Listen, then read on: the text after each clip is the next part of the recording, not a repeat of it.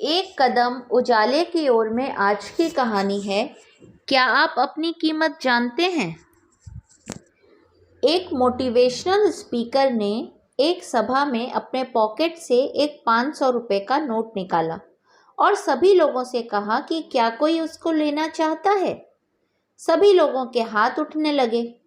ठीक है, मैं आप में से किसी एक को यह देने जा रहा हूँ, लेकिन यह आपको ऐसे ही नहीं मिलेगा। उन्होंने उस नोट को मुट्ठी में भरकर सिकोड़ दिया। फिर सभी से पूछा, अब कौन इस नोट को लेना चाहेगा? सभी लोगों के हाथ उठने लगे।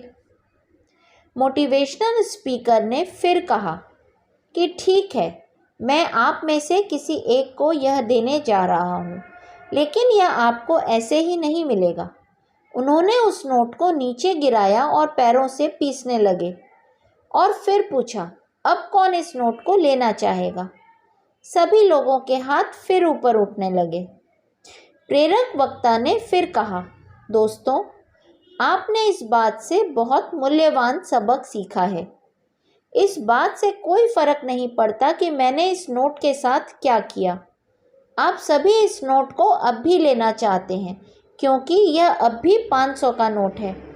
मैंने जो भी किया हो, पर इसकी वैल्यू में कोई कमी नहीं आई। इस नोट की तरह ही हमारी लाइफ है।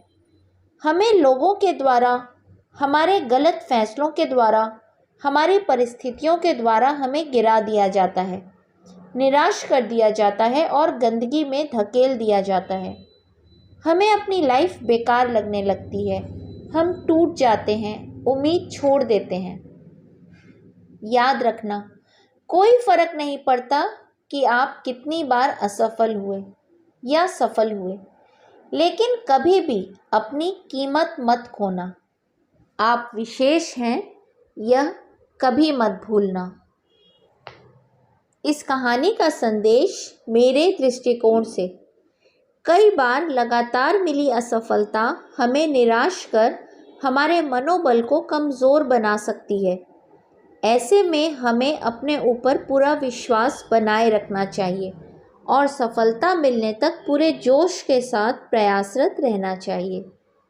हरि ओम।